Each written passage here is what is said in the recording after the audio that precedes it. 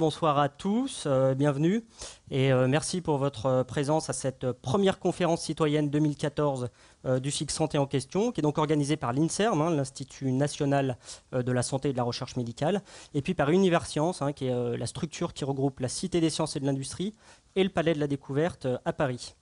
Alors, comme vous le savez sans doute, nous sommes ce soir en duplex avec la faculté de médecine de Tours, et ce grâce à la mobilisation de nos 3 partenaires en région, le Centre Sciences de Tours, la région Centre et l'Université François Rabelais. Je passe donc tout de suite la parole, s'il m'entend, au professeur Loïc Vaillant, qui est le président de l'Université François Rabelais, et qui souhaite nous dire quelques mots. Donc, professeur Vaillant, si vous m'entendez, c'est à vous. Oui, bonjour à tous. Je suis très heureux ici d'accueillir les Tourangeaux et donc du coup d'être en duplex avec vous et d'accueillir tout le monde pour ce forum avec à mes côtés 2 des orateurs, Marc Grégoire de Nantes et Gilles Pinto de Tours, mais tous les 2 du Cancéropôle Grand Ouest. C'est, je crois, a été une des avancées du plan cancer dont on a parlé récemment, c'était la mise en place des cancéropoles, avec un travail très important qui a été fait ici, comme sans doute ailleurs, dans le Cancéropôle Grand Ouest. Et je crois que maintenant, c'est utile pour ce genre de forum de pouvoir dire, à partir de toutes ces recherches qui ont été faites, quels sont les nouveaux espoirs qu'on peut avoir dans la lutte contre le cancer. Et c'est évidemment le sujet de ce soir. Eh bien, merci beaucoup pour ce mot d'accueil, professeur Vaillant. Une dernière information pratique pour ceux qui sont fans de technologie. Vous pouvez réagir en direct sur Twitter tout au long de la conférence. Notre hashtag est ConfSanté. Voilà, il est donc temps de rentrer dans le vif du sujet qui nous réunit ce soir. Donc en écho à la journée mondiale contre le cancer qui s'est tenue le 4 février, nous allons donc nous intéresser aux nouvelles pistes de traitement porteuses d'espoir dans la lutte contre cette pathologie, le cancer, qui constitue toujours la première cause de mortalité en France, avec chaque année près de 150 000 décès et 350 000 nouveaux cas. Pour information, l'actualité récente a parlé du cancer, puisqu'il y a 2 jours, François Hollande a lancé le 3e plan cancer pour la période 2014-2019, un plan doté d'un montant de 1,5 milliard d'euros. Alors durant cette conférence, nous allons voir que la recherche avance à grands pas vers des traitements de plus en plus personnalisés. Nous allons voir comment les chercheurs essayent de mettre à profit notre propre système immunitaire pour combattre la maladie. On verra même que certaines équipes travaillent sur de nouveaux vaccins contre le cancer. Et puis bien sûr, nous nous intéresserons au vécu des personnes touchées par un cancer et à la manière dont elles peuvent contribuer à la recherche pour développer de nouveaux traitements. Sans plus attendre, je vais donc vous présenter nos 4 intervenants du jour. À Paris, nous avons donc avec nous Marie-Christine Béranger, qui est membre du comité de patients pour la recherche clinique à la Ligue nationale contre le cancer. Et Marie-Christine Béranger est aussi personnellement concernée par la maladie. Elle est actuellement en rémission d'un lymphome, un cancer du système lymphatique. Voilà, bonsoir à vous et merci beaucoup d'avoir accepté notre invitation. Et puis aux côtés de Marie-Christine Béranger, notre 2e intervenant parisien est le docteur Christophe Letourneau, qui est médecin oncologue au sein du département d'oncologie médicale à l'Institut Curie à Paris. Et Christophe Letourneau mène également des recherches au sein de l'unité de recherche INSERM nommée Cancer et Génome. Voilà, bonsoir à vous, merci également pour votre présence. Et puis à Tours se trouvent donc nos 2 autres intervenants. Donc je les renomme, il y a donc Marc Grégoire, qui est directeur de recherche INSERM au centre de cancérologie Nantes-Angers, et puis le professeur Gilles Pinto, qui est médecin, qui dirige l'unité de recherche génétique, immunothérapie, chimie et cancer. Gilles Pinto coordonne également le centre pilote de suivi biologique des anticorps thérapeutiques au centre hospitalier régional universitaire de Tours. Voilà, je pense que j'ai rien oublié. Bonsoir messieurs à Tours et bienvenue également à vous. Merci d'avoir accepté notre invitation. Mais alors, avant de leur donner la parole, il ne vous a pas échappé que notre cycle s'appelle Santé en question. Donc, comme d'habitude, vous allez être mis à contribution pour un petit quiz de 4 questions, je crois, aujourd'hui. Donc, pour répondre à une plus simple, vous avez des cartons rouges et bleus qu'on vous a distribués normalement à l'entrée de la salle, à Paris et à Tours. Donc, vous n'aurez qu'à lever le carton et puis on comptera le nombre de cartons bleus et le nombre de cartons rouges. Voilà, donc je demande à la technique s'ils peuvent m'envoyer le quiz. La première question devrait s'afficher à l'écran sous peu. Alors on croise les doigts pour que ça marche. Ils n'ont pas l'air affolés, donc normalement, voilà. Première question. Un cancer apparaît à la suite, première proposition, d'une modification de la séquence d'ADN à des endroits précis. Deuxième proposition, d'un échange de chromosomes entre plusieurs cellules. Voilà, donc si vous pensez qu'il faut une modification de la séquence d'ADN à des endroits précis, vous levez votre carton rouge, bien haut, qu'on le voit bien. Et puis si vous optez pour un échange, enfin vous pensez qu'il faut un échange de chromosomes entre plusieurs cellules, c'est le carton bleu. Voilà, donc gardez bien vos cartons levés, on va faire le comptage.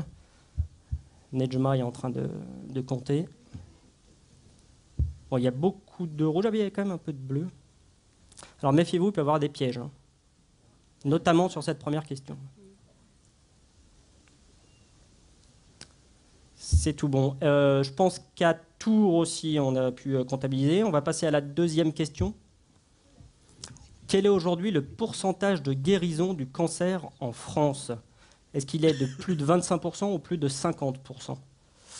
Donc, si vous optez pour plus de 25%, carton rouge bien haut. Si vous pensez qu'on est déjà à plus de 50% en France, c'est le carton bleu. Alors, on va comptabiliser tout ça, Nejma.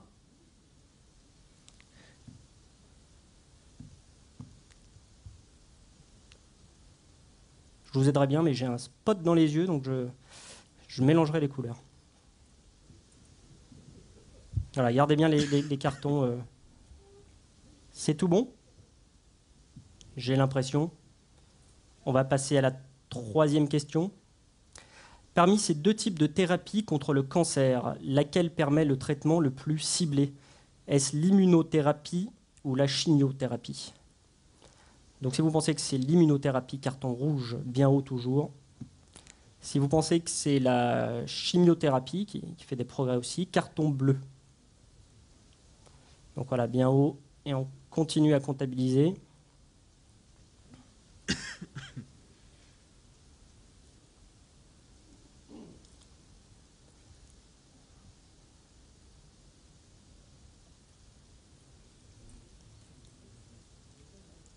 Bon, je ne vous demande pas si c'est votre dernier mot, hein. On n'est pas à la télé. On va prendre la quatrième question. Des changements dans nos modes de vie et dans notre environnement pourraient potentiellement éviter un cancer sur 4 ou un cancer sur 3. Donc si vous pensez qu'en jouant sur nos modes de vie, sur notre environnement, on pourrait éviter un cancer sur 4, vous levez le carton rouge. Si vous pensez qu'on est plus sur un cancer sur 3, le carton bleu.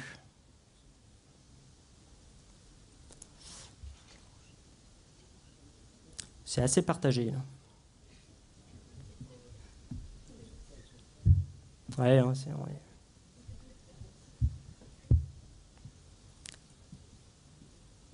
Ça a l'air d'être tout bon. Voilà, vous pouvez baisser les bras. Merci beaucoup d'avoir joué le jeu de ce petit quiz. Alors pour information, on découvrira les bonnes réponses qu'à la fin. C'est un peu sadique, hein, qu'à la fin de la conférence. Et puis on découvrira aussi combien d'entre vous ont répondu correctement. Mais pour l'instant, encore pour cette conférence, ce n'est pas nominatif les réponses. Mais on y réfléchit. Voilà, plus sérieusement, on va passer maintenant aux 4 interventions. Je me tourne donc tout d'abord vers le docteur Le Tourneau, ici à mes côtés, qui va nous expliquer le concept et les avancées de cette médecine dite personnalisée, qui est en plein essor dans le domaine de la cancérologie et qui suscite donc beaucoup d'espoir pour encore mieux soigner les malades à l'avenir. Puis le docteur Le Tourneau nous parlera aussi sans doute d'un essai clinique étonnant nommé Shiva, dont il est le coordinateur à l'Institut Curie. Un essai qui pourrait bouleverser le dogme actuel selon lequel le choix du traitement doit avant tout être dicté par le type d'organe, par la localisation du cancer dans l'organisme. Voilà, docteur Le Tourneau, le défi étant de nous résumer tout ça de manière vulgarisée et en une dizaine de minutes. Bon courage. Merci beaucoup. Donc bonsoir à tous, vous m'entendez bien? Bon, avant de rentrer dans le vif du sujet, je vais repartir un petit peu loin sur l'arsenal thérapeutique du cancer. Pendant longtemps, la seule arme thérapeutique contre le cancer, ça a été la chirurgie. Et puis au début du XXe siècle, sont arrivées les découvertes sur la radiothérapie. Donc c'est notre deuxième arme thérapeutique qui consiste à envoyer des rayons sur les cellules tumorales. Et puis au décours de la Seconde Guerre mondiale, donc un petit peu après la Seconde Guerre mondiale, finalement, des médicaments sont arrivés pour traiter le cancer, qui sont les chimiothérapies. Alors aujourd'hui, il faut distinguer deux cas de figure dans le cadre du cancer. Le premier cas de figure, c'est quand il y a un cancer qui est localisé, c'est-à-dire qu'il n'y a pas de cellules qui sont allées ailleurs dans le corps. Ces cellules qui vont ailleurs dans le corps, on les appelle les métastases. C'est la première situation. La seconde situation, c'est quand des cellules sont allées ailleurs dans le corps et donc il y a des métastases. Dans la première situation, quand le cancer est localisé, les armes thérapeutiques que nous utilisons sont préférentiellement la chirurgie et la radiothérapie. Alors parfois, il y a effectivement de la chimiothérapie également, mais c'est en plus, si vous voulez. Le traitement essentiel, c'est la chirurgie et la radiothérapie. Lorsque des cellules sont parties ailleurs dans le corps, donc on est en situation de métastase, là, les traitements essentiels, ce sont les médicaments. Pourquoi ? Parce que les médicaments, quand on les prend, peuvent circuler partout et potentiellement aller atteindre toutes les cellules cancéreuses dans le corps. Alors, en termes de médicaments, il y a donc la chimiothérapie dont je vous ai parlé, et puis depuis plus récemment, une quinzaine d'années, ce qu'on appelle les thérapies ciblées. Alors, la chimiothérapie, c'est des médicaments qui détruisent les cellules en division. Le cancer, ce sont des cellules qui se divisent trop. Donc la chimiothérapie détruit les cellules qui se divisent, toutes les cellules qui se divisent, mais les cellules cancéreuses se divisant plus vite que les cellules normales, puisque nous avons aussi des cellules normales qui se renouvellent. Finalement, la chimiothérapie est efficace contre les cellules cancéreuses. Les thérapies ciblées, elles, sont totalement différentes, puisque ce sont des médicaments qui ont été synthétisés suite à la découverte d'anomalies dans la cellule tumorale sur des voies de signalisation bien spécifiques. Alors, je vais rentrer un peu dans le détail. Une cellule normale devient une cellule cancéreuse parce que son code génétique se modifie. Alors, ça peut être sous l'action d'un agent exogène. Je prends l'exemple du soleil, par exemple, qui peut provoquer des mélanomes. Et donc, le soleil provoque une modification du code génétique d'une cellule normale, donc qui devient une cellule cancéreuse, et la modification de ce code génétique fait que la cellule cancéreuse se divise. Les thérapies ciblées, elles, sont des médicaments qui ont été synthétisés justement pour aller moduler une altération du code génétique d'une cellule cancéreuse. Les thérapies ciblées sont tout à fait différentes des chimiothérapies. Chimiothérapie, ça donne souvent des toxicités sur les globules blancs, les globules rouges, puis d'autres toxicités, mais ce sont les toxicités qui sont au premier plan. Les thérapies ciblées, elles, ne donnent pas beaucoup de ce genre de toxicité. Donnent en revanche beaucoup d'autres toxicités. Voilà, ça peut être des boutons, ça peut être avoir envie de vomir ou des choses comme ça. Mais en tous les cas, ça ne donne pas les mêmes toxicités. Les chimiothérapies, la plupart du temps, sont administrées de façon intraveineuse, donc par perfusion. Alors, parfois, ça peut être aussi sous forme de comprimé, mais la plupart du temps, c'est sous forme intraveineuse. Les thérapies ciblées, elles, sont souvent administrées sous forme de comprimé, même si parfois, c'est également sous forme intraveineuse. Donc voilà les grandes différences entre ces deux types de médicaments que sont la chimiothérapie et les thérapies ciblées. Depuis plus récemment, il y a de nouveaux médicaments qui sont apparus, qui sont les traitements d'immunothérapie, mais je ne vais pas en parler, puisque c'est mes collègues qui vont en parler après, et donc qui restaurent le système immunitaire contre les cellules cancéreuses. Aujourd'hui, les chimiothérapies qu'on utilise chez des patients qui ont des cellules qui sont allées ailleurs dans le corps sont des traitements qui ont été développés par type de cancer. Donc on a des chimiothérapies pour le cancer du sein, des chimiothérapies pour le cancer du poumon, des chimiothérapies pour les cancers de l'intestin, etc. Même s'il y a certaines chimiothérapies qu'on utilise pour plusieurs types de cancers différents. Pour les thérapies ciblées, c'est la même chose. C'est-à-dire que les médicaments de thérapie ciblée ont été développés de la même manière que les chimiothérapies par type de cancer. Donc dans certains types de cancers, on a telle thérapie ciblée, dans l'autre type de cancer, on a d'autres thérapies ciblées. Pourquoi ? Parce que les médicaments ont été développés de la même manière. Alors malgré tout, ces thérapies ciblées, comme leur nom l'indique, ne sont censées être efficaces que quand il y a la cible qui est présente. L'altération dont je parlais tout à l'heure. Je vais prendre un exemple simple. Pour les patients qui ont un cancer du sein, dans 20% des cas, on va aller rechercher une altération sur un gène qui s'appelle HER2. C'est un gène de la tumeur, pas un gène des cellules normales. S'il y a une altération sur ce gène, on a un médicament qui est une thérapie ciblée qui va cibler cet HER2. Et c'est un médicament qui est très efficace. De la même manière, dans le cancer du poumon, chez les patients, on va toujours regarder s'il y a une mutation sur un autre gène, alors qui s'appelle EGFR, mais ne retenez pas le nom. Si cette mutation est présente, c'est le cas dans 10% des cas, on donne une thérapie ciblée qui va inhiber EGFR. Et c'est un médicament qui est très efficace.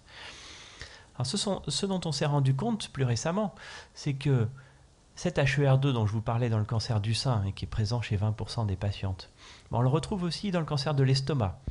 Et dans le cancer de l'estomac, quand il y a cet HER2, qui est présent dans 20% des cas également, quand on donne une thérapie ciblée qui cible HER2, ça marche très bien également. Puis encore plus récemment, on s'est rendu compte que chez des patients qui avaient un cancer du poumon et qui avaient une anomalie sur HER2, ce qui est le cas dans 1 ou 2% des patients, ce qui n'est pas beaucoup, mais n'empêche que quand on donne un traitement anti-HER2, il semble que ça marche également. Et c'est pour ça qu'aujourd'hui, la question qui se pose, c'est est-ce que finalement, plus que de traiter les patients en regardant d'où vient la tumeur, cancer du poumon, cancer du sein, etc., est-ce qu'il ne faut pas mieux regarder la biologie de la tumeur, c'est-à-dire ces anomalies biologiques dont je vous parle et pour lesquelles il existe des thérapies ciblées?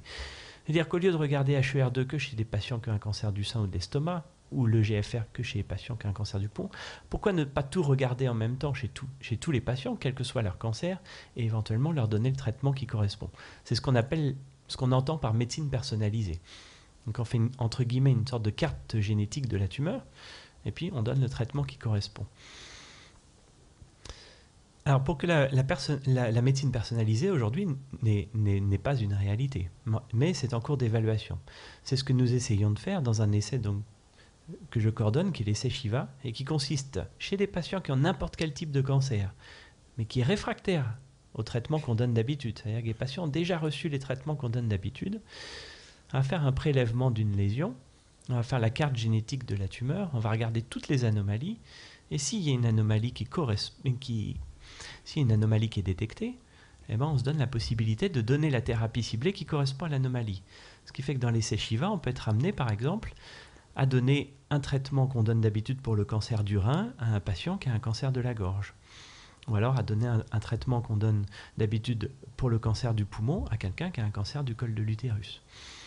Voilà, alors cet essai est un essai comparatif, c'est-à-dire que il y a un tirage au sort dans cet essai entre la thérapie ciblée qui correspond à l'anomalie, puisqu'on aurait fait si le patient n'avait pas participé à l'étude. Vous allez me dire, mais c'est terrible de faire un tirage au sort comme ça.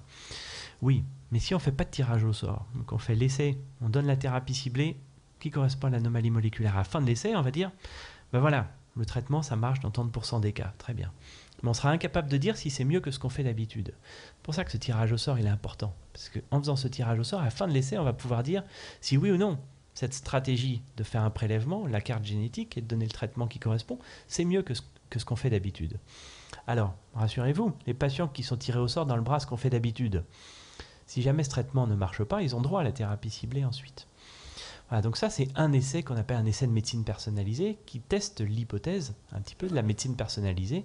Est-ce que faire abstraction de l'organe et puis se focaliser sur la biologie de la cellule tumorale et donner le traitement qui correspond, est-ce que c'est plus efficace que ce qu'on fait d'habitude?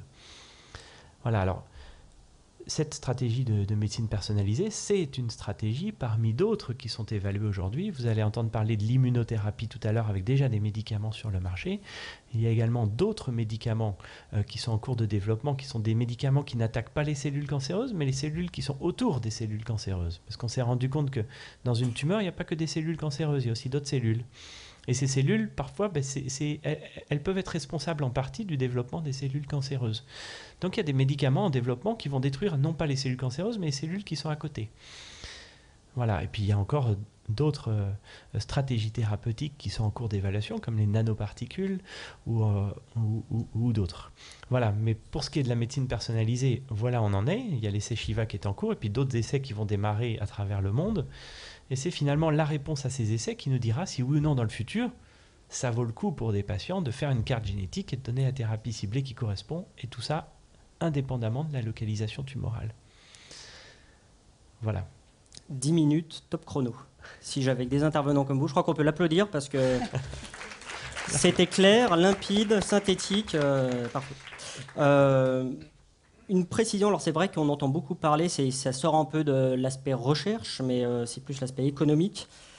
C'est sur le coût de ces thérapies ciblées. C'est vrai que souvent on voit des articles là-dessus. On semble qu'il y a certains pays qui n'en remboursent pas certaines parce qu'ils estiment que c'est trop cher. J'avais des chiffres qui disaient thérapie ciblée, c'est de l'ordre de 30 000 à 80 000 euros par an et par patient. Déjà, est-ce que vous confirmez ces chiffres et est-ce que ça peut être un problème ? Oui, je confirme ces chiffres. C'est vrai que les thérapies ciblées sont des médicaments qui sont nouveaux, donc qui sont plus chers que les traitements que l'on avait avant, que les chimiothérapies.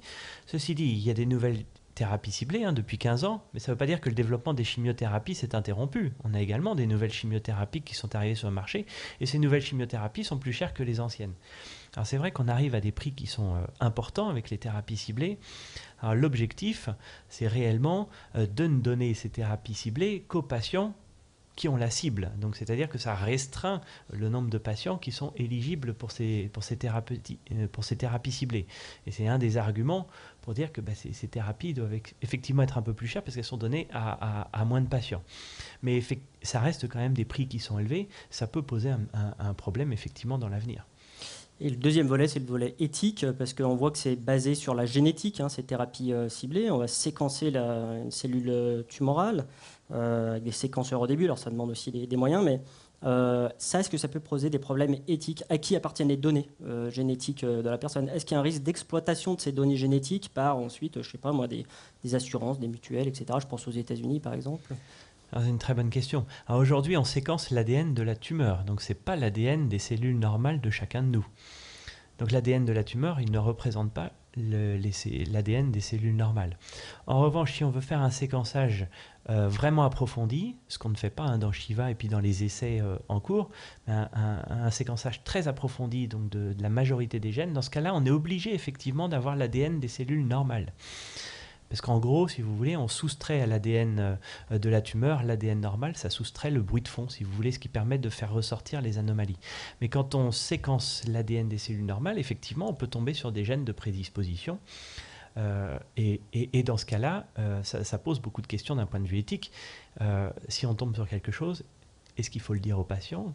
Si on lui dit quel est le suivi ensuite, etc. Alors aujourd'hui, la question ne se pose pas, puisqu'on ne l'utilise pas dans les essais, mais les techniques de séquençage étant de plus en plus performantes, il n'est pas à exclure que dans le futur, effectivement, ce seront des techniques que nous utiliserons. Et c'est des choses qu'il faut anticiper d'un point de vue éthique. Alors aujourd'hui, dans ces essais, quand on utilise le séquençage, bien entendu, il y a un consentement pour les patients. Marie-Christine en parlera peut-être, mais il y a un consentement où tout ça est bien détaillé. Et puis une question aussi sur les effets secondaires. Souvent, on entend les thérapies ciblées. Ce qui est bien, c'est que ça cible que les cellules cancéreuses, qui ont l'anomalie, donc les effets secondaires sont moins. Puis quand on s'est eu pour préparer cette conférence, on m'avait dit ça, c'est un peu en théorie quand même. Peut y avoir des cas où certaines thérapies ciblées provoquent quand même des effets secondaires importants. Oui. Non, les thérapies ciblées globalement sont mieux supportées que les chimiothérapies, mais ne sont pas dénuées du tout d'effets secondaires. C'est des essais secondaires parfois d'intensité un peu plus faible, mais sur un plus long terme et au quotidien, qui fait que c'est parfois des médicaments dont on est obligé de diminuer les doses, parfois même on est obligé de les arrêter parce qu'ils sont trop toxiques. Avec la chimiothérapie, souvent est administrée de façon intermittente, donc avec des effets secondaires, à la suite de la chimiothérapie, puis qui s'atténuent, et puis ensuite on recommence.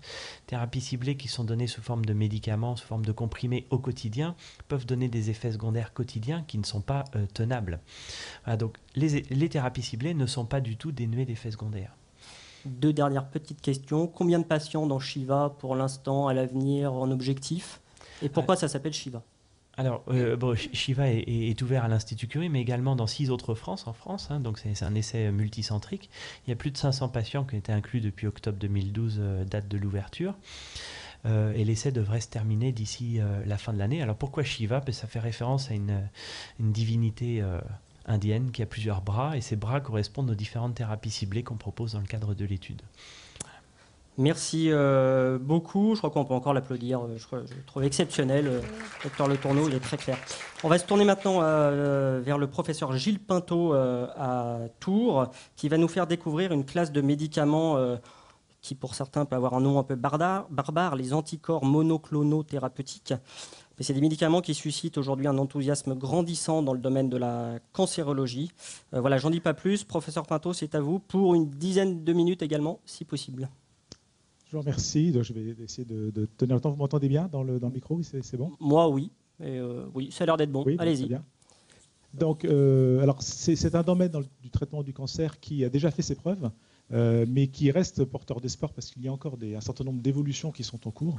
Et finalement, ce sont des nouveaux médicaments en place en fait depuis 16 ans. J'ai regardé le premier dans le domaine du cancer en 1998, mais qui sans doute gagneraient à être un petit peu mieux connus parce que ce sont des médicaments finalement assez particuliers. Il faut peut-être que je fasse déjà une introduction sur qu'est-ce que sont les anticorps. Je ne suis pas immunologiste, je suis pharmacologue, donc ce sera une vision très simplifiée. Tout le monde sait ce que sont les anticorps naturels. En réponse à des infections, nous fabriquons des anticorps pour nous protéger et ça va éviter que la maladie se reproduise. Alors quand on a des infections sévères comme la poliomyélite ou le tétanos, on ne souhaite pas que le patient soit au contact avec la maladie pour faire les anticorps, donc on le vaccine. Et cette vaccination va faire qu'il va produire lui-même de manière active ces anticorps, c'est l'immunothérapie active. Il peut arriver également qu'un patient soit déjà infecté, c'est le cas du tétanos par exemple, il n'a pas eu le temps de faire ses anticorps et en fait on va pouvoir éventuellement aller extraire dans le sang d'un patient qui a déjà rencontré la maladie les bons anticorps, donc des anticorps antitétaniques qu'on va aller injecter au patient malade et donc ça fait de la sérothérapie, ce qu'on sait faire depuis déjà très longtemps, la sérothérapie pour protéger de manière passive, donc avec une immunothérapie passive, le patient contre certaines infections. Donc, ce mode d'action finalement de protection contre une cible, ça fait très longtemps qu'on a envie de l'appliquer au domaine du cancer, en sachant que toutes les sérothérapies depuis très très longtemps qui ont été tentées dans le domaine du cancer, finalement ne marchaient pas bien. L'autre préoccupation, c'était d'essayer également de faire des anticorps de manière industrielle, c'est-à-dire au lieu de le faire un petit peu cousu main au cas par cas, comme dans le cas de l'immunothérapie avec la sérothérapie, c'est d'essayer d'en fabriquer de manière industrielle. Or, contrairement aux petites molécules de chimiothérapie, aux thérapeutiques ciblées, petites molécules dont parlait le docteur de Tourneur tout à l'heure, on ne sait pas fabriquer des anticorps, ce sont des protéines, de très grosses molécules qu'on ne sait pas, qu'on ne peut pas fabriquer comme avec les techniques de chimie, de synthèse chimique classique. Alors la révolution, ça a été en 1975, deux chercheurs, Kohler et Milstein, qui ont eu le prix Nobel à cette occasion, ont réussi à concevoir des cellules particulières, des hybridomes, qui sont capables de fabriquer des anticorps, un peu à la demande. Donc ces cellules sont des lignées cellulaires, des clones tous identiques, donc on parle de lignées monoclonales, et en fait chacune de ces cellules fabrique un anticorps unique qui est toujours strictement le même. Donc c'est pour ça qu'on parle d'anticorps monoclonaux. Donc, ils fabriquent à la demande, ce sont des cellules-usines, et ça permet donc, avec des techniques de biotechnologie, de concevoir des anticorps contre a priori toutes les cibles, des cibles infectieuses, plus tard peut-être dans l'avenir, certains virus difficiles, l'inflammation des patients dans certaines maladies inflammatoires, et donc évidemment les cellules cancéreuses dans le cas des pathologies cancéreuses. Donc, comme je le disais, le premier anticorps, c'était le rituximab, le MabThera, qui a été commercialisé en 1998, donc il y a 16 ans, qui traite donc les lymphomes malins non-hodgkiniens. Donc c'était une révolution dans ce domaine-là et qui est également utilisé maintenant dans une autre pathologie qui sont les leucémies lymphoïdes chroniques. Il y a donc 29 anticorps monoclonaux thérapeutiques sur le marché, exactement 29. Deux qui sont conjugués, je vais revenir sur ce point-là, mais globalement ce sont des anticorps qui ressemblent trait pour trait aux anticorps endogènes fabriqués par notre organisme. Et dans ces 29 anticorps, il y en a 10 qui sont des anticorps anticancéreux, donc environ un tiers de ceux qui sont sur le marché. Alors quelques exemples, donc l'Erbitux, le Vectibix dans les cancers ORL, dans le cancer du poumon, l'Herceptine, comme il était dit tout à l'heure, dans le cancer du sein et maintenant plus récemment dans le cancer de l'estomac, et puis un médicament qui agit contre la vascularisation, donc l'Avastin, alors cette fois-ci plus d'indications, le cancer du sein, le cancer colorectal, le cancer du poumon, le cancer du rein. Et plus récemment, donc un autre médicament un peu particulier, le Yervoy, indiqué donc dans le mélanome malin, qui est une pathologie cancéreuse de la peau qui est particulièrement redoutable, pour lequel il n'y avait pratiquement pas de traitement initialement. Alors comment fonctionnent les anticorps monoclonaux? Quel est leur mécanisme d'action? La première possibilité, c'est qu'ils vont bloquer une fonction. Ils vont de façon spécifique aller se fixer sur généralement une cytokine, donc une molécule de communication entre les cellules, et donc vont bloquer cette fonction. Par exemple, c'est le cas de l'Avastin, aller bloquer le développement de la vascularisation qui va nourrir les cellules cancéreuses. Deuxième mode d'action, c'est le recrutement du système immunitaire. Les anticorps sont conçus pour aller reconnaître a une caractéristique spécifique à la surface des cellules. Les anticorps vont aller se fixer donc sur cette cellule cancéreuse et la présence d'anticorps fixés sur une cible va dire à l'organisme qu'il se passe quelque chose et qu'il y a un élément de danger. Donc les lymphocytes, certains lymphocytes, certaines cellules immunitaires vont aller reconnaître ces anticorps fixés à un endroit particulier et vont en général aller lyser la cellule. Donc c'est la cytolyse, la destruction de la cellule par les lymphocytes du sujet. C'est le cas par exemple donc, du MabThera, de l'Erbitux, il fonctionne de cette manière-là.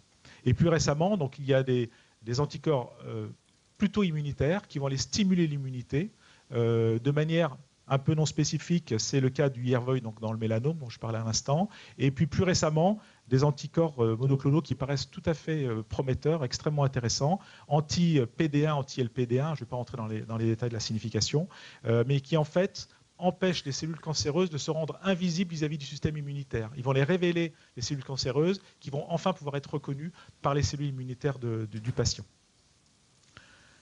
Alors, en quoi ces thérapeutiques sont porteurs d'espoir? C'est que bon, il y a déjà donc, ces 10 anticorps anticancéreux commercialisés, mais on estime qu'actuellement, il y a 250 anticorps monoclonaux thérapeutiques en développement et déjà en développement clinique, c'est-à-dire qu'ils sont déjà testés chez l'homme actuellement.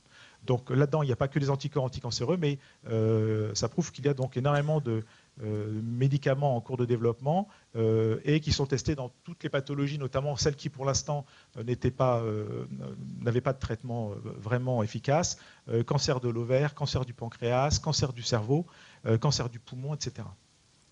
Une autre voie d'amélioration également des anticorps qui est également porteuse d'espoir, ce sont les anticorps conjugués. De nouveau, ça fait très longtemps qu'on essaye de fixer un toxique sur les anticorps, en sachant qu'on va comme ça vectoriser, cibler de manière très spécifique ce toxique vers la cellule cancéreuse. Mais finalement, ces techniques marchaient assez mal et les patients avaient quand même une certaine toxicité, avaient des effets indésirables. Maintenant, il y a eu un certain nombre de progrès qui fait que ce toxique est fixé de manière très intelligente sur l'anticorps. Il va n'être libéré qu'au bon endroit, à proximité de la cellule cancéreuse, et au bon moment. Et donc, on peut avoir maintenant des résultats plus intéressants. Notamment, il y a eu depuis quelques temps, on connaît donc un anticorps qui est TDM1, qui est un dérivé de l'herceptine, sur lequel est fixé un toxique et pour lequel les résultats sont vraiment très intéressants. Et ça a relancé complètement la recherche dans ce domaine. Il y a énormément maintenant des dizaines d'anticorps avec une toxine qui sont en cours de développement. Alors, quels sont les avantages et les inconvénients par rapport aux petites molécules, notamment par rapport à la chimiothérapie? Ils sont beaucoup mieux tolérés. On ne rencontre pas, donc, comme il a été dit auparavant, les effets indésirables classiques que sont les nausées, la diarrhée, la baisse des globules blancs, le risque d'infection générale. De nouveau, ils ne sont pas dénués d'effets indésirables. On a certains effets indésirables, mais ils sont moins forts, moins préoccupants et plus rares quand même chez les patients. Néanmoins, ça doit être un petit peu modéré par le fait que les anticorps sont surtout efficaces lorsqu'ils sont associés à de la chimiothérapie. Donc en fait, cet ajout, on observe une synergie, c'est-à-dire qu'en fait les deux donnent un effet qui est encore meilleur, donc permettent de traiter des pathologies qui étaient résistantes jusque-là, mais évidemment les patients vont quand même avoir les effets indésirables de la partie chimiothérapie. Néanmoins, ça c'est pour les traitements d'induction des pathologies cancéreuses. Pour les traitements de maintenance, maintenant de plus en plus, c'est le cas du MabThera dans le lymphome, c'est le cas de l'herceptine dans le cancer du sein et c'est testé pour d'autres anticorps anticancéreux. Dans les traitements de maintenance, ils sont donnés seuls et donc dans ce cas-là, on a beaucoup moins d'effets indésirables et c'est des traitements qui peuvent être pris en long cours avec assez peu de problèmes. Un autre avantage également des anticorps, c'est qu'ils ont une très longue demi-vie. Ils reproduisent en gros la demi-vie des anticorps naturels qui est de 3 semaines. Donc souvent, c'est un peu moins, quand même autour de 2 semaines. Mais ce qui fait qu'au lieu de donner un traitement de manière très répétée, on peut se contenter d'une injection toutes les semaines ou toutes les 2 semaines ou toutes les 3 semaines avec un effet qui est très prolongé dans le temps de ces médicaments. Alors les limites, c'est que ce sont des très grosses molécules. Donc on ne peut pas les donner par voie orale pour l'instant. L'estomac les détruirait. Donc on les donne par voie injectable. Donc ça nécessite des perfusions. Ils sont très chers. Donc encore plus chers que les petites molécules ciblées dont on parlait tout à l'heure. Donc il y a le coût du développement que font payer les laboratoires pharmaceutiques, mais aussi leur fabrication. Il faut que ce soit donc ces cellules d'usine dont j'ai parlé, qui soient mises dans des bioréacteurs, qui aient une certaine production. Les anticorps également sont utilisés à de très fortes doses. Ce sont des milligrammes, des grammes qui sont administrés aux patients. Donc tout ça, ça coûte cher. Et c'est vrai qu'on se pose la question avec le développement exponentielle des anticorps monoclonaux, si la sécurité sociale finalement réussira à tenir le coup avec l'arrivée de ces médicaments très intéressants qui doivent être prescrits, mais qui coûtent très cher. Autre limite, ce sont les études précliniques. Les anticorps ressemblent tellement finalement aux anticorps naturels endogènes qu'ils marchent mal dans les modèles animaux. Tous les médicaments sont d'abord testés chez l'animal. Lorsqu'on teste des anticorps chez l'animal, finalement, ils marchent mal parce qu'ils ne reconnaissent pas les mêmes cibles, ils n'activent pas l'immunité de la même manière. Et donc, quand on démarre chez l'homme, la première administration d'un anticorps à l'homme, c'est un petit peu un saut dans le vide. Donc, ça doit être fait avec beaucoup de prudence parce qu'on ne sait jamais très bien ce qui peut se passer. Ça va de toute façon être un peu différent de ce qu'on va observer chez l'animal. Et l'autre, dernier inconvénient qui est un peu plus théorique, un peu moins grave, c'est le fait que ces médicaments étant suffisamment innovants dans des pathologies sévères pour lesquelles il n'y avait pas de thérapeutique auparavant, ils ont un développement accéléré et leur mise sur le marché est assez rapide après le début de la recherche clinique. Donc les patients les souhaitent, les médecins souhaitent avoir accès à ces médicaments, donc ils sont prescrits très très tôt. La contrepartie, c'est que finalement, on ne sait pas encore extrêmement bien les utiliser, notamment en termes de doses, il est intéressant de continuer à les étudier pour optimiser leur prescription, optimiser leur dose une fois qu'ils sont déjà sur le marché. Alors juste un mot sur notre équipe à Tours, puisque donc, nous travaillons justement sur la pharmacologie des anticorps chez l'homme et comment optimiser leur utilisation. En effet, même s'ils sont très ciblés en termes, on connaît parfaitement leur cible sur la manière dont ils vont aller se fixer sur une cellule ou bloquer une fonction, finalement, on ne comprend pas pourquoi certains patients ont une excellente réponse et d'autres ont une moins bonne réponse.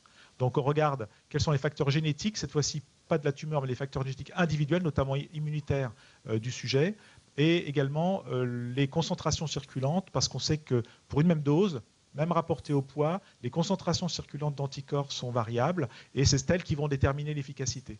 Et notamment, on regarde si la masse tumorale, la taille de la maladie ne va pas influencer ces concentrations, et donc s'il ne faudrait pas augmenter la dose chez les malades qui ont une maladie avancée par rapport à ceux qui ont une maladie qui est moins avancée. Donc ça, nous le faisons dans le cadre de protocoles de recherche. On participe à plusieurs dizaines de protocoles de recherche clinique.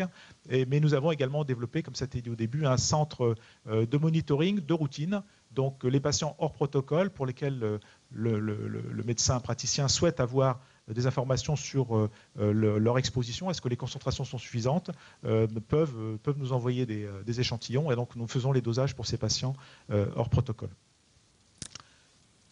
Merci. Voilà, j'en ai terminé. Oui, parfait, merci beaucoup. Je pense qu'on peut l'applaudir aussi.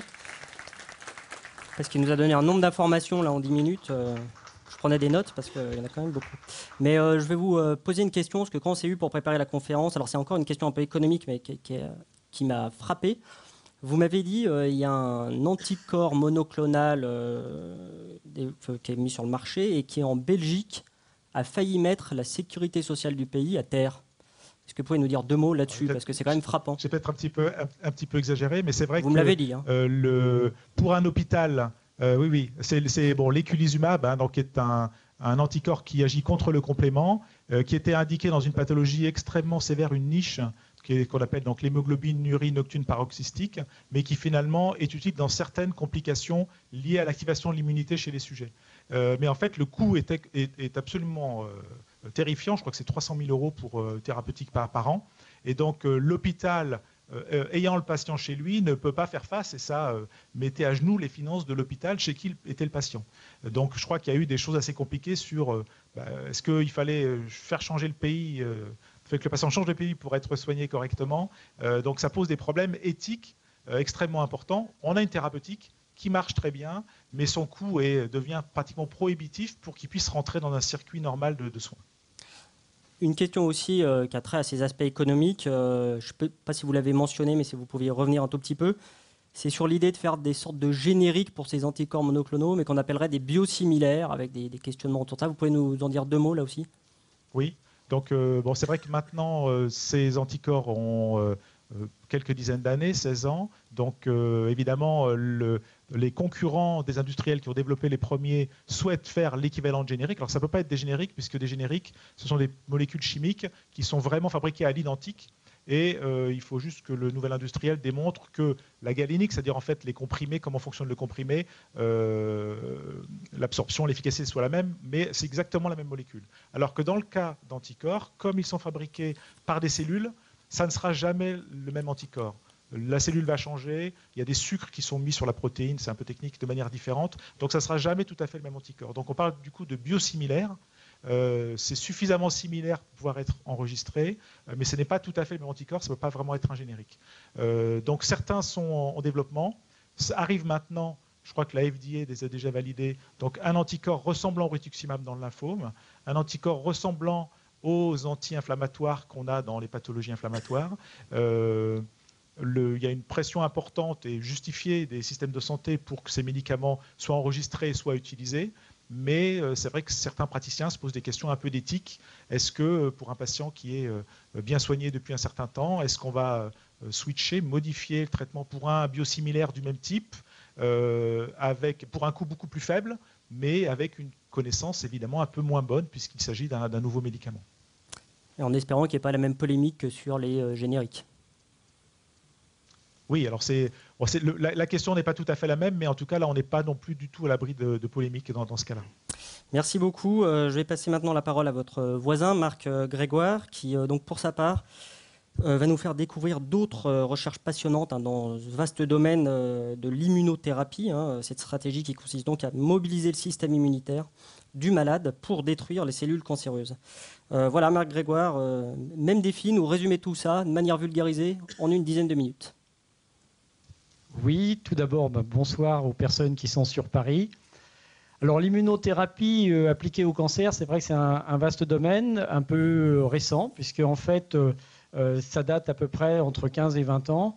Il y a eu un premier essai d'immunothérapie presque sans le savoir, puisque un des chercheurs cliniciens avait tenté pour traiter le cancer de la vessie, d'utiliser des cellules cancéreuses mortes avec le BCG. Et en fait, il y a eu quelques réactions immunitaires qui ont fait que le cancer de la vessie a pu régresser. Bon, c'était un exemple il y a très longtemps.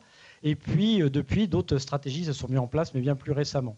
Alors, plutôt, avant d'expliquer un petit peu l'historique de ce qui s'est mis en place et des travaux sur lesquels on est actuellement, je voudrais quand même vous raconter ce que c'est que l'immunothérapie du cancer, parce qu'il faut mettre les acteurs en place. D'abord, il faut comprendre la cellule saine qui est devenue cancéreuse. Je ne réponds pas au quiz, mais pour dire qu'il y a des modifications, des altérations de l'ADN qui font que cette cellule qui devient cancéreuse, d'abord échappe et prolifère de façon anarchique, c'est la première chose. Mais après, il faut qu'elle se protège parce que le système immunitaire, vous le connaissez. Lorsque vous avez une infection bactérienne, lorsque vous avez une infection virale, votre système immunitaire, il est là pour réagir immédiatement, pour tuer les cellules, pour tuer ces virus, pour tuer ces bactéries qui ont infecté les cellules et pour donc tuer ces cellules. Et à partir de là, il y a plusieurs types de cellules dans le système immunitaire que je vais vous présenter un peu parce que c'est le cadre. Je vais vous présenter ça un peu comme un système de guerre. C'est-à-dire que vous avez d'abord des cellules qu'on appelle sentinelles, qui sont des cellules, en termes scientifiques, des cellules dendritiques, des cellules présentatrices d'antigènes, le rôle étant de surveiller. Il y en a un peu partout, il y en a sous la peau, il y en a dans les muqueuses, partout il y a des risques d'infection. Donc là, ces cellules sentinelles, comme je l'ai dit, elles surveillent et si elles observent quelque chose d'infectieux, une attaque, elles vont prévenir des cellules derrière elles qui sont d'une part des guerrières, c'est-à-dire des cellules tueuses qui vont arriver en première ligne pour spontanément réagir contre cette infection, si on parle d'infection pour l'instant. Puis ensuite, elles vont informer de façon beaucoup plus spécifique et beaucoup plus ciblée des cellules tueuses dans une seconde ligne qui, eux, vont être ciblées contre la réelle infection et, dans le cadre du cancer, contre les cellules cancéreuses. Mais il faut bien comprendre aussi que nous, notre système, fort heureusement, il y a des protections, parce qu'il faut quand même qu'on se protège contre nous-mêmes. Si notre système immunitaire nous attaquait de façon anarchique, ce qui se passe dans le cas de l'auto-immunité, donc certaines pathologies, il y a des cellules qui freinent tout ça, ce qu'on appelle des cellules régulatrices, des lymphocytes T régulateurs pour les scientifiques, les immunologistes. Ces cellules-là, elles sont sans arrêt, elles sont en permanence là pour freiner l'action du système immunitaire et pour réguler et pour éviter toute erreur de tuer des bonnes cellules. Voilà, je vous ai présenté les acteurs, il y a les cellules cancéreuses d'un côté, les cellules du système immunitaire de l'autre côté. Maintenant, la confrontation va se faire entre les deux. Que deviennent nos cellules cancéreuses? Nos cellules cancéreuses, qu'elles vont faire d'abord, elles vont se cacher du système immunitaire. C'est-à-dire qu'on a parlé tout à l'heure de marqueurs avec les anticorps monoclonaux. Elles vont essayer d'être les moins visibles possibles vis-à-vis des sentinelles, par exemple, ou vis-à-vis des guerrières qui arriveraient en premier front. Donc, pour ça, elles vont faire disparaître des sortes de marqueurs à leur surface de façon à devenir invisibles. Ça, c'est la première stratégie. Deuxième stratégie, c'est d'essayer d'inhiber autour d'elles toutes les cellules, les sentinelles, les guerrières de premier front, les cellules tueuses. Ça, c'est une stratégie en leur envoyant des signaux, pour les inhiber complètement et leur dire « Regardez, nous ne sommes pas dangereuses, il n'y a aucun danger pour nous, vous n'avez aucune raison de nous attaquer. » Voilà un peu le système. Et puis enfin, la dernière étape, c'est de dire il y a des cellules qu'on appelle les T régulatrices, celles qui freinent l'ensemble, et de dire à ces cellules, là vous allez nous freiner toute action du système immunitaire de façon à ce que nous on puisse proliférer, à ce qu'on puisse se développer sur la tumeur principale, puis développer des métastases, etc., comme ça a été décrit tout à l'heure. Donc vous voyez qu'au cours de l'évolution, il y a une sélection qui se fait sur les cellules cancéreuses pour qu'elles deviennent invisibles, qu'elles inhibent le système immunitaire et qu'elles favorisent les freins. Alors nous, dans l'immunothérapie, qu'est-ce qui a été développé? D'abord, il y a eu un premier chercheur, Rosenberg, aux États-Unis, qui s'est dit, après tout, si moi je donne les signaux inverses, c'est-à-dire au système immunitaire, je connais quelques signaux très forts. Un exemple, c'est l'interleukine 2. C'est un signal très fort pour stimuler les cellules tueuses et ces cellules-là qui vont pouvoir systématiquement attaquer les cellules dites dangereuses, qui pourraient être les cellules cancéreuses. Et effectivement, il a fait des traitements où il a injecté ce facteur soluble, cette cytokine, cette information aux cellules tueuses, et ça a fonctionné. C'est-à-dire que là, on a commencé à voir des réactions immunitaires dirigées contre les cellules cancéreuses. Et ça a apporté quelques espoirs thérapeutiques, mais ça remonte quand même à plus de 15 ans. Et puis, ça a été assez stabilisé, c'est-à-dire qu'on s'est rendu compte que c'était ça, mais sans être vraiment ça, sans doute, d'autres systèmes se mettaient en place. Alors, depuis, on comprend beaucoup mieux, on fait d'énormes découvertes dans la composition subtile du système immunitaire, et on s'est dit, après tout, il y a ces fameuses cellules sentinelles. Si on éduquait ces cellules sentinelles à activer le reste du système immunitaire, c'est ce qu'on appelle l'immunothérapie active. Donc on s'est dit, ce qu'on va faire, on va prendre aux patients ces cellules sentinelles, et ça on sait le faire, on va les activer ex vivo dans nos tubes à essai, on va les informer d'où sont les dangers. Pendant ce temps-là, on peut traiter un patient par chimiothérapie, comme ça a été cité tout à l'heure. Et puis, une fois que le patient aura été traité, on va pouvoir lui réinjecter ces cellules sentinelles qui vont avertir le système immunitaire d'éventuelles métastases, d'éventuelles cellules qui pourraient traîner à droite et à gauche, parce que je rappelle, le système immunitaire, il surveille tout. Il va partout dans le corps. Donc voilà une nouvelle approche qui a été réalisée il y a une bonne dizaine d'années, avec, là encore, une efficacité thérapeutique qui nous a laissé espérer qu'on allait vers une bonne réaction immunitaire contre les cellules cancéreuses. Mais je dirais patatras, ça n'a pas été si bien que ça. Donc on s'est dit, mais qu'est-ce qui se passe? Parce qu'en fait, l'objectif du scientifique avant celui du clinicien était de dire, vous allez voir, je vais vous réactiver votre système immunitaire du patient. Et l'objectif scientifique a presque été atteint, parce que quand on allait chez le patient, on voyait qu'on avait réveillé son système immunitaire. Donc on s'est dit, finalement, on lui réveille son système immunitaire, mais ça ne marche pas si bien. Et depuis peu, on s'intéresse maintenant aux cellules qui freinent le système immunitaire. C'est-à-dire qu'on s'est dit, mais celles-ci, elles nous gênent quand même. Donc, et très récemment, puisqu'on en a parlé tout à l'heure, on arrive à des anticorps monoclonaux qui vont bloquer les freins. Là, on freine sur les freins, on bloque les freins. Donc, on va utiliser ces anticorps, les anti-PD1, anti-PDL1, anti-CTLA4, et c'est très innovant, c'est-à-dire que ça date de 2013. On n'est pas à 10 ans, on est à l'année dernière, où on s'est rendu compte que rien qu'en freinant ou en bloquant les freins, on pouvait spontanément relancer une activité du système immunitaire contre les cellules cancéreuses. Et là, vous comprenez tout à fait comment on arrive à ce qu'on appelle la thérapie ciblée, la thérapie personnalisée, parce qu'on utilise le système immunitaire du patient contre son cancer. Ce n'est pas le système immunitaire de n'importe qui contre un cancer, c'est le système immunitaire du patient contre son cancer. Et là, on va pouvoir maintenant, avec ces innovations thérapeutiques, attaquer et stimuler à la fois le système immunitaire d'un côté et bloquer les freins de l'autre. Donc vous voyez, on est là dans un réel progrès innovant qui fait qu'on va améliorer le pourcentage, dont je ne dirai pas le chiffre, du nombre de traitements de cancer que l'on arrive à réaliser actuellement et qui est quand même, il faut le savoir, assez spectaculaire. Donc vous voyez qu'il y a l'innovation thérapeutique où on peut à la fois stimuler le système immunitaire et bloquer les freins. Et ça, là, on a différentes activités. Je vous ai donc parlé d'abord de stimuler les cellules sentinelles ex vivo du patient puis lui réinjecter. Mais aussi, on sait également prendre ces lymphocytes T, ces cellules tueuses, les activer parce qu'il y a plein de cellules tueuses qui sont inhibées chez le patient. On peut lui prélever, lui réactiver et en faire des millions, voire des milliards de cellules et réinjecter ces cellules tueuses au patient. Et là aussi, espoir thérapeutique innovant. Puis maintenant, espoir thérapeutique en combinant tout ça, c'est-à-dire à la fois bloquer les freins, stimuler les sentinelles, stimuler les tueuses et traiter ces patients contre son propre cancer, voilà l'innovation thérapeutique. Donc, je vous ai expliqué le contexte de l'immunothérapie, de réels espoirs en immunothérapie, et ce n'est pas il y a 10 ans, c'est l'année dernière, ça évolue tout le temps, ça évolue très vite. Alors maintenant, pour finir, je vais vous dire sur quoi je travaille. Alors quelque chose d'un petit peu parallèle, mais vous allez voir, on travaille sur l'immunothérapie également. Alors on s'est rendu compte, comme vous l'a expliqué Gilles tout à l'heure, il vous a parlé des anticorps monoclonaux qui bloquent l'action du complément. Ça peut vous paraître complexe, mais imaginez une cellule qui a quand même quelques marqueurs à sa surface et les producteurs d'anticorps amènent des anticorps spécifiques. Et ces anticorps seront reconnus par des cellules tueuses qui sont des macrophages tueurs, par exemple. Et quand ils reconnaissent ces anticorps, ils tuent la cellule. Ça, c'est parfait. Sauf que les cellules savent bloquer ça. Et savent bloquer ça en surexprimant à leur surface des bloquants. Hein, vous voyez, on est dans un système action et blocage. Et là, les cellules cancéreuses bloquent tout ça. Et alors, pour la petite histoire, je ne peux pas m'en empêcher de la raconter, je discute avec un spécialiste du vaccin rougeole dans un congrès qui n'avait rien à voir, qui parlait de la mort cellulaire, mais qui ne parlait pas de l'immunothérapie.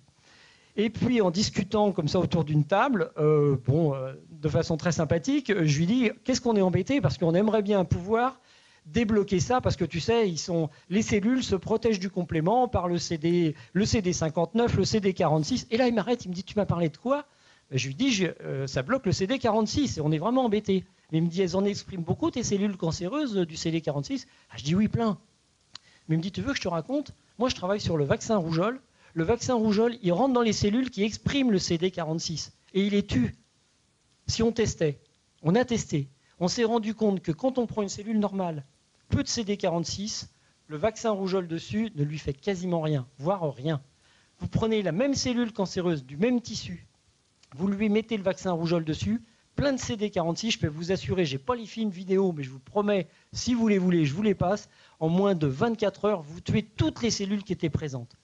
Le vaccin rougeole a pénétré dans les cellules cancéreuses, a tué les cellules cancéreuses, et cerise sur le gâteau, le vaccin rougeole, il est là pour activer le système immunitaire, c'est fait pour ça, un vaccin rougeole. C'est la virothérapie, c'est-à-dire qu'on se vaccine contre des virus de façon à en garder la mémoire. Ce qui veut dire que si vous utilisez le vaccin rougeole dans la thérapie du cancer, vous allez réactiver votre mémoire immunitaire, donc l'objectif que l'on a, qui va se lutter contre la rougeole, ça c'est clair, c'était là pour ça, mais qui va lutter contre les cellules qui auraient pu s'infecter, mais pas suffisamment pour en mourir, mais il va aussi informer les sentinelles, qui vont informer les guerrières, qui vont informer les tueuses, qui vont bloquer le complément. Et si ça, c'est pas quelque chose qui risque d'être efficace, j'y perds mon latin parce qu'on y croit vraiment. Et ça, c'est plus que dans nos tiroirs. C'est quasiment en production thérapeutique, c'est-à-dire c'est le vaccin de demain, le vaccin antitumoral. Et c'est sur quoi travaille en partenariat avec Frédéric Tangy de l'Institut Pasteur à Paris, sur le vaccin rougeole pour traiter par virothérapie certains cancers, dont le cancer sur lequel on s'est un peu spécialisé, qui est le cancer de la plèvre lié à l'exposition à l'amiante, donc le mésothéliome, mais d'autres cancers réagissent à ça, le mélanome, le poumon, le colorectal, tout ça, on a démontré que ça pouvait fonctionner. Alors, on est plusieurs équipes à travailler sur le vaccin rougeole en virothérapie. Il faut savoir qu'il existe d'autres types, le vaccine contre la vaccine, qui vient d'être montré comme spectaculaire dans le traitement du cancer des hépatocarcinomes, le vaccin HSV qui aussi peut être spectaculaire dans certains types de cancers, le vaccin le vaccin HSP qui peut être dans les traitements du cancer de l'ovaire. Voilà, ça c'est de l'innovation thérapeutique par la virothérapie. Notez bien ce terme, virothérapie antitumorale. Dans les 5 années à venir, vous devriez entendre ça. Donc voilà, je voulais conclure un petit peu là-dessus, c'est de dire l'immunothérapie évolue, mieux on connaît le système immunitaire, mieux on pourra cibler nos cellules, cibler nos patients et que les patients luttent contre leur propre cancer. leurs propres cellules tumorales. Et vous voyez que on fait des découvertes encore tous les jours un petit peu innovantes, un petit peu excitantes. On est tous excités sur ce domaine. Et comme les anticorps monoclonaux qui évoluent, on évolue nos spécificités thérapeutiques. Et je peux vous assurer que c'est porteur d'espoir pour les années à venir et pas si lointain que ça. Merci à tous. Merci beaucoup.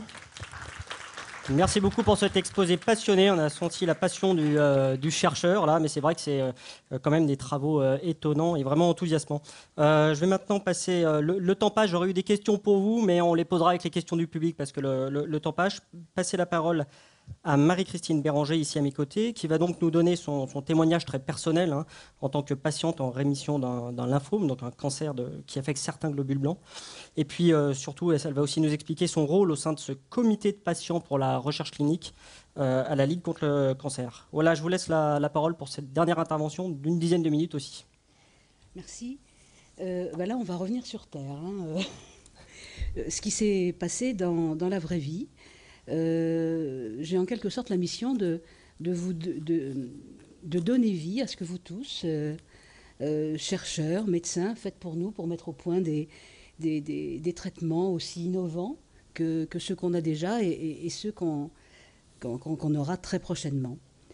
Donc, je vais vous expliquer comment on peut traverser la maladie et aussi la vraie vie que nous vivons en même temps, parce que les traitements nous permettent aussi d'avoir une vie un petit peu diminuée, mais à côté. Alors, un lymphome, je crois qu'il n'a pas encore été défini par les autres intervenants. C'est un cancer du système immunitaire qui touche un certain type de globules blancs, les lymphocytes. Il y a environ 80 sous-types de lymphomes classés en fonction des anomalies moléculaires à l'intérieur de la cellule du lymphocyte. Donc la difficulté, c'est de classer.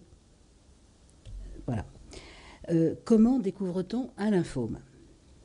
Alors, le problème, c'est qu'un lymphome ne se dépiste pas.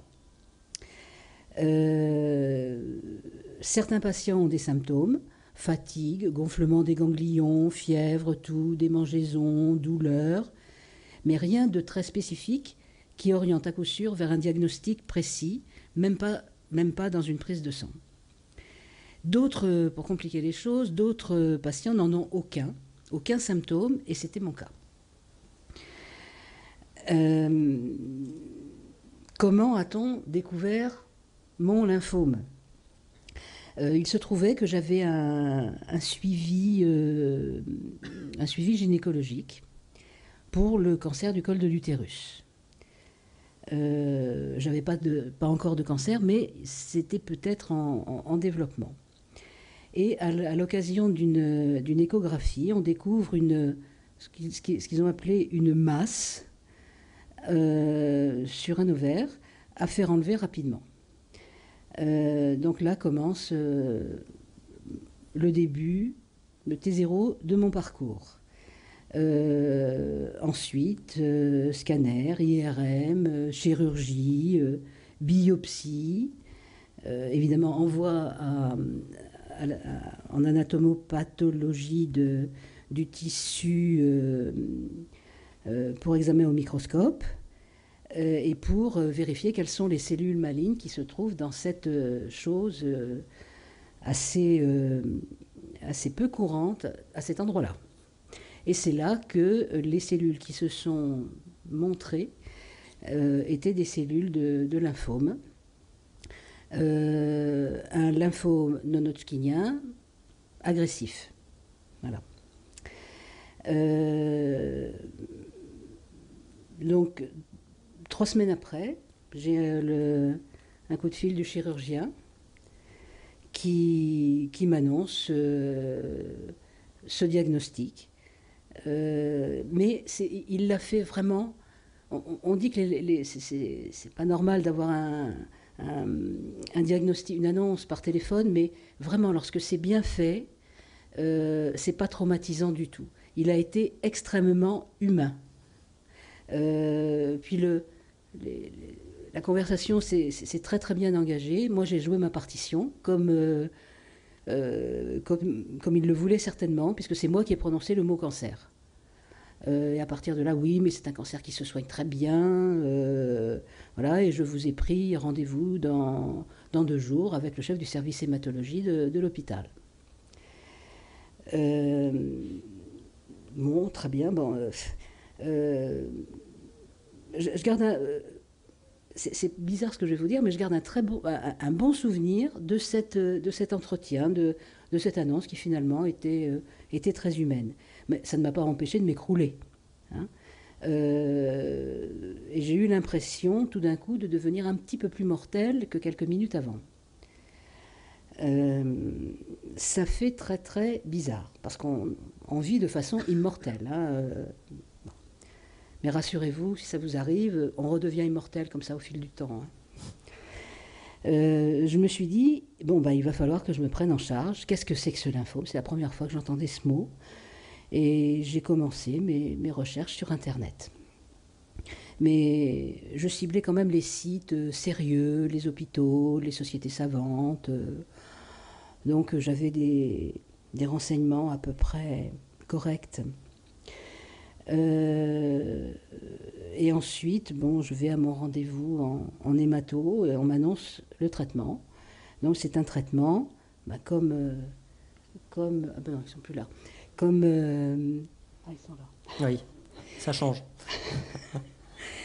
Comme l'ont dit les orateurs précédents, un anticorps monoclonal qui s'appelle le rituximab et un ensemble de produits de chimiothérapie.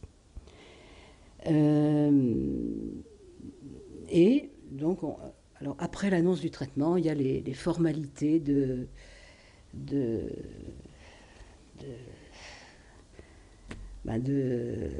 comment on dit Médical et administratif ou... Non, médical surtout. Médical, oui. Et puis, bon, pas forcément très, très agréable. Bon, du genre biopsie ostéomédulaire, mais c'est indispensable.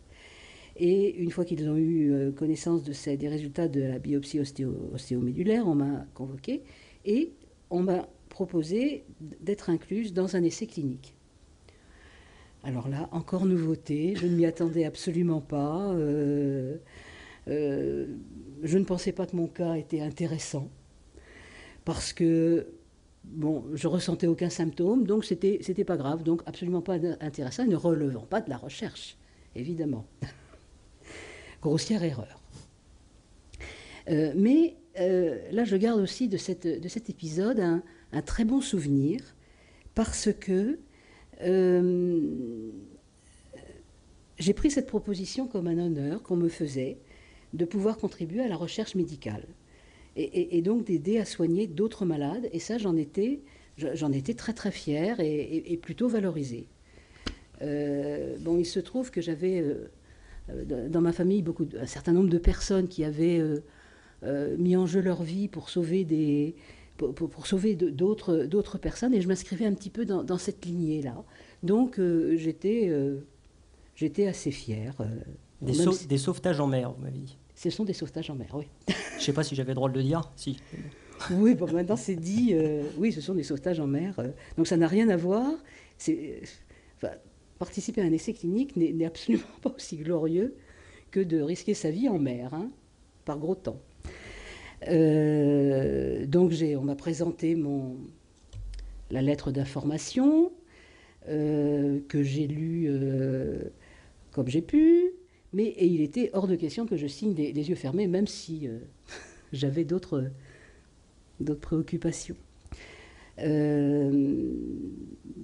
Donc c'était un essai il y avait 2 stratégies de traitement, je ne sais pas si je l'ai dit, mais un traitement d'immunothérapie, immunochimiothérapie, suivi avec 2 bras, suivi ou non d'une radiothérapie. Finalement, j'ai été affectée au bras sans radiothérapie, qui était le bras, si on peut dire, le moins risqué, mais je m'apprêtais à le suivre. Puis à l'époque, c'était vraiment deux traitements qui étaient très pratiqués. Je me disais, si ça se trouve, c'est mieux avec radiothérapie. Bon, puis j'en ai pas eu, très bien, je me suis fait une raison. Hein. Traitement, airshop toutes les 2 semaines, donc assez agressif. Des effets secondaires, mais bien maîtrisés. Il y a des prémédications, il y a des antibiotiques prescrits d'avance. Pour moi, le plus déroutant, c'était la somnolence. Plus ça va, plus on a envie de dormir. C'est irrépressible, ça empêche de vivre.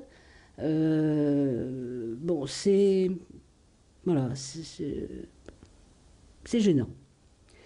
Et puis, 3 mois après, puisque c'était 6 cures à 15 jours d'intervalle, rémission.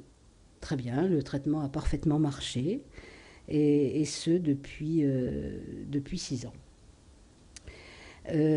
Ensuite arrive la période de suivi, parce que j'ai été suivie d'abord tous les 3 mois, parce que ça faisait partie de l'essai clinique par TEPSCAN. Le but était de voir s'il y avait si le TEPSCAN pouvait détecter des récidives précoces. Bon, dans mon cas, il y en a pas eu, mais voilà. Et puis après, donc pendant 1 an tous les 3 mois, ensuite pendant 2 ans tous les 6 mois, avec un scanner, prise de sang, et puis maintenant c'est annuel avec un scanner. Et puis bon, petit à petit, les effets secondaires que l'on ressent pendant assez longtemps, ils finissent par s'estomper. C'est quand même, on reprend goût à la vie. Enfin, j'ai jamais perdu goût à la vie, mais c'est quand même plus agréable de reprendre une vie à peu près normale. Simultanément dans la vraie vie, parce que bon, les traitements c'est une chose, mais la vraie vie c'est autre chose. On découvre, j'ai découvert la solidarité des voisins qui m'ont tous proposé de m'aider. J'ai eu un soutien téléphonique de ma famille, un petit peu plus fréquent que d'habitude. Et puis j'ai découvert l'association France Lymphome Espoir, qui a été vraiment d'un grand secours pour moi, parce que je n'étais pas seule. Avec mon lymphome, je pouvais discuter avec d'autres personnes qui souffraient de la même pathologie. On parlait de ce qui nous arrivait, et puis je partageais aussi nos folles recherches sur les causes de nos lymphomes. Oui, c'est vrai que c'est marqué sur le site internet de cette association. On parle de vous et on dit qu'elle n'a cessé de se documenter depuis le début. C'est bien précisé. Oui. Et je continue. Ouais. Et puis finalement, mon engagement au sein de France Lymphome Espoir, puisque j'en suis maintenant vice-présidente. Voilà. Après avoir passé les postes de trésorière, secrétaire, fait beaucoup de choses diverses et variées. Et il y a 2 ans, j'ai été sollicitée pour rentrer au comité de patients pour la recherche clinique de la Ligue, dont je vais vous parler maintenant. Je ne veux pas vous presser, mais si on veut des questions du public, vous m'aviez dit que vous regardiez, puis vous avez oublié. Je regarde. Mais allez-y sur votre rôle dans le comité de patients pour la recherche clinique de la Ligue. Oui. Alors, je vais essayer d'abréger. Le comité de patients est composé d'une 60aine de membres qui ont un vécu avec le cancer en tant que malade. C'est tout cancer, là, on ne parle plus d'hémopathie. En tant que malade ou proche, ils sont recrutés et formés par la Ligue. Ils viennent de tous horizons, de toute la France, et parfois d'associations spécifiques pour couvrir des pathologies un petit peu particulières comme la mienne. Il est demandé aux relecteurs d'être intéressés par la recherche clinique, évidemment, puis d'avoir un esprit critique. Notre rôle est de relire les documents d'information remis aux patients avec le formulaire de consentement pour qu'ils puissent se décider en connaissance de cause. en étant mieux informés, qu'ils aient une meilleure compréhension de l'essai clinique, qu'ils puissent se représenter leur rôle à l'intérieur de l'essai qu'on leur présente. Le but est de faire, avec cette fiche d'information, qui est rédigée par le promoteur, hein, et de faire du patient un acteur de sa prise en charge et des relecteurs, des partenaires de la recherche clinique. Donc, c'est la Ligue qui reçoit les documents, le protocole en entier, le document d'information patient. Elle adresse ces documents à 3 relecteurs qui renvoient leurs commentaires directement au promoteur. Et voilà. Parmi les trois relecteurs, il y a 1 ou 2 patients qui sont concernés par la pathologie et un qui est naïf et qui peut avoir un regard un petit peu neuf. On veille à ce que ce document d'information soit clair, écrit en bon français, et puis aussi en tenant compte de la propre expertise du patient. Un patient qui est en premier traitement et a besoin de beaucoup plus d'explications sur des termes scientifiques qu'un patient qui est à sa 2e ou 3e rechute. C'est une question de respect aussi pour le patient de ne pas lui expliquer des termes qu'il connaît depuis des années.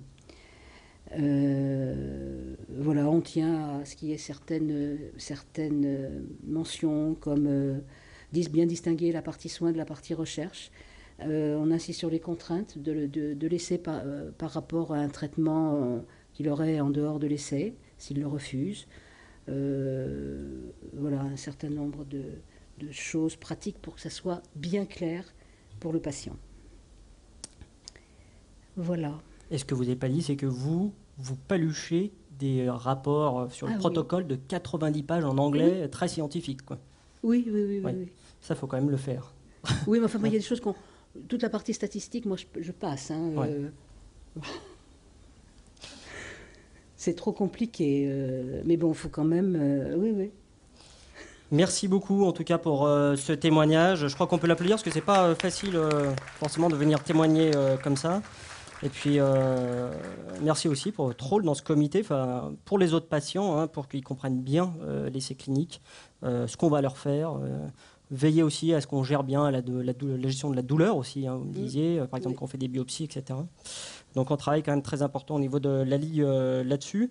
Voilà, je vous ai un petit peu pressé parce que ça s'appelle Santé en question, donc il faut que vous puissiez poser des questions. Donc, des micros sont à disposition dans la salle. Voilà, il y en a déjà. Il y aurait déjà une question ici. Allez-y, je vous en prie. Bonsoir. Alors, c'est aux personnes qui sont à Tours, c'est ça ? Oui. Alors voilà, c'est une question par rapport à l'immunologie. Ça m'impressionne beaucoup quand vous parlez de la mort de la sécurité sociale, que la sécurité sociale ne pourrait pas assumer le coût du prix des médicaments. Et je me pose la question, est-ce que finalement c'est le coût de l'assurance des laboratoires privés qui, j'imagine, qui coûtent très très cher? Est-ce que ça ne vaudrait pas le coup finalement de développer des centres de pharmacie ou de développement de médicaments publics, ou est-ce que c'est public et voilà, ça c'est la première question. Et parce que je me rappelle quand même que la sécurité sociale a été créée en 1946 et à partir de 1947, on a annoncé la mort de la sécurité sociale et en fait, elle est toujours en vie, quoi. Voilà. Par contre, le gel des cotisations, ça c'est sûr que ça fait beaucoup de mal à la sécurité sociale. Merci. Alors, oui, Gilles Pinto. Oui, la question est un petit peu difficile. Donc, c'est vrai que l'innovation dans le domaine des médicaments, on la doit à l'industrie pharmaceutique.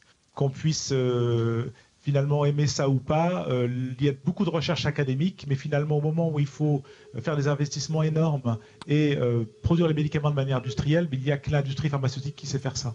Les pharmacies hospitalières peuvent prendre le relais pour vraiment certaines niches très particulières ou des médicaments qui ont un petit peu disparu, mais globalement, ça repose sur l'industrie. Alors après, il y a tout un circuit, hein, vous savez, donc il y a l'autorisation de mise sur le marché, la commission de transparence qui évalue si les médicaments vont être remboursés ou non.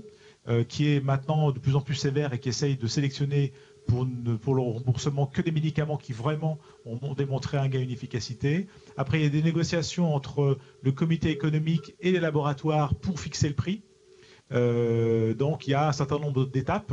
Parfois, je n'ai pas de jugement sur ces étapes-là, mais en principe, il y a un certain nombre de contrôles pour ces prix. Après, c'est un problème du remboursement des médicaments en général. Je pense que c'est un problème, là je vais peut-être parler un peu trop de politique, mais je pense que c'est une question qu'il faudrait plus poser en français, qui est de quid du remboursement de petits médicaments, du petit mal par rapport au remboursement de médicaments pour les pathologies sévères. Je pense que c'est une question qu'il faudrait sans doute poser plus pour que les citoyens aient une meilleure idée effectivement de l'utilisation de leur argent pour la Sécu et du mode de remboursement, du choix du remboursement des médicaments. On va prendre une deuxième question, s'il y en a une. Oui. Lutte contre le cancer.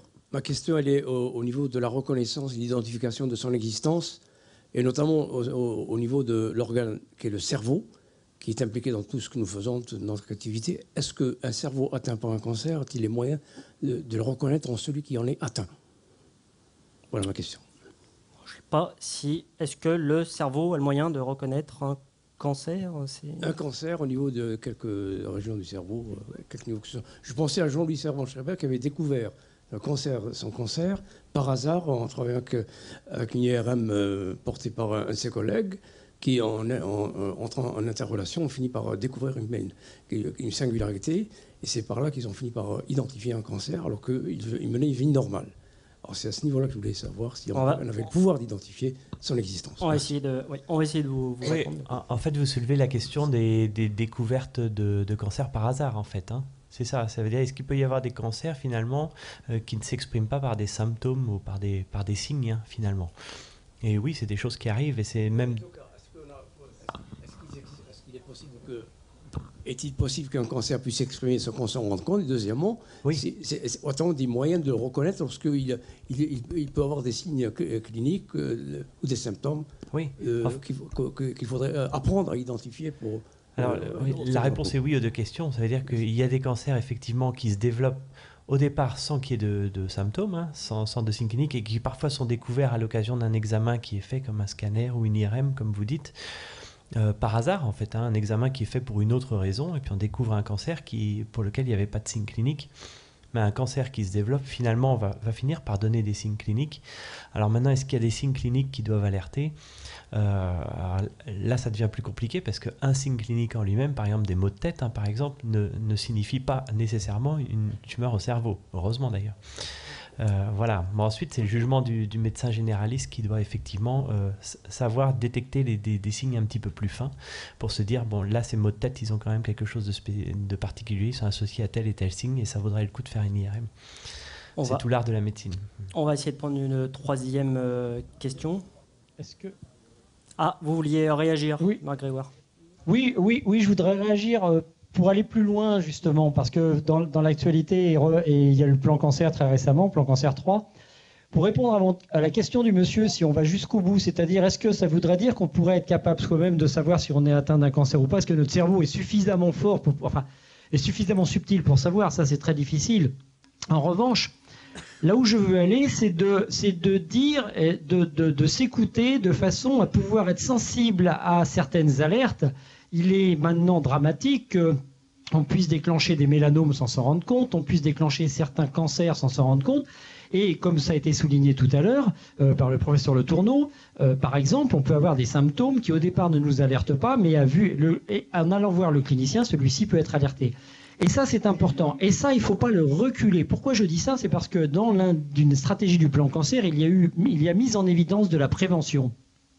Ça veut dire quoi? Ça veut dire que, outre le diagnostic et le dépistage, etc., il faut pouvoir prévenir pour prendre le cancer au plus tôt. Et tout le monde sait on l'a dit tout à l'heure, le professeur Le Tourneau l'a dit tout à l'heure, la première ligne, c'est la chirurgie. Après, il y a les autres stratégies thérapeutiques, mais les autres stratégies thérapeutiques, il faut bien comprendre qu'elles ne seront le plus efficaces possible que si le cancer est pris le plus tôt possible. Et le plus tôt possible, ça veut dire qu'il faut savoir se surveiller soi-même et ne pas hésiter à consulter son médecin pour lui dire j'ai quelque chose qui ne va pas, est-ce qu'il faut que je m'en inquiète ou pas?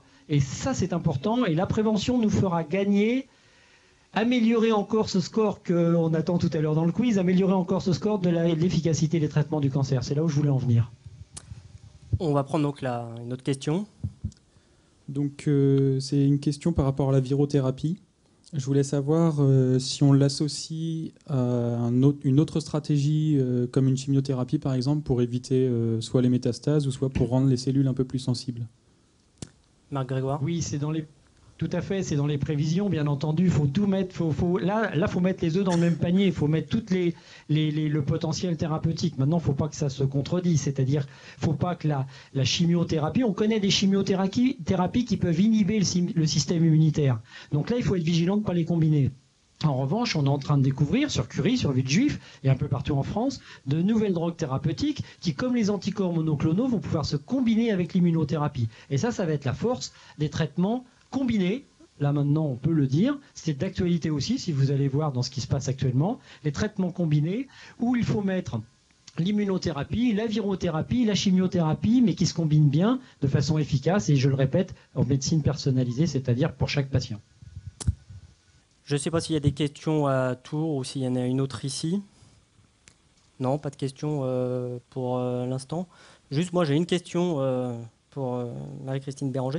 Vous m'aviez dit qu'on a préparé la conférence. Vous avez dit, alors il y a quelque chose d'étonnant, c'est que pendant l'essai clinique, vous avez donc eu, dans le traitement, un anticorps monoclonal. Et vous m'avez dit, donc pour soigner ce cancer, ce lymphome, ça m'a soigné une allergie que j'avais depuis des années. Et vous me disiez, ça, j'aimerais bien que les spécialistes répondent. Alors, je ne sais pas si je vous pose une colle ou pas, mais est-ce que vous pouvez déjà nous réexpliquer cette allergie, ce que c'était, etc., Marie-Christine Béranger? Eh bien, depuis ma plus tendre enfance, j'attrapais des rhumes tout le temps, j'avais le nez qui coulait tout le temps, je pleurais même d'un œil tout le temps, et mes collègues se moquaient de moi avec ma larme à l'œil. Bon. Et depuis, je dois dire que depuis le traitement par AirShop, hein, alors bon, je mets plutôt ce bienfait sur le compte de l'anticorps, ben, j'ai plus rien. Puis alors, cerise sur le gâteau, j'éternuais aussi lorsque je buvais la moindre goutte d'alcool. Maintenant, c'est fini. Je peux... Voilà. Alors, est-ce qu'il y a une réponse scientifique? Peut-être une explication possible. C'est vrai que c'est ce qui est arrivé pour le rituximab, hein, pour le Mabtera, utilisé d'abord dans le lymphome, et puis après, il y a eu des patients qui ont été traités en même temps qu'ils avaient une autre pathologie qui est la polyarthrite rhumatoïde, une maladie inflammatoire assez destructrice des articulations. Et on s'est rendu compte que finalement, leur maladie régressait de manière spectaculaire.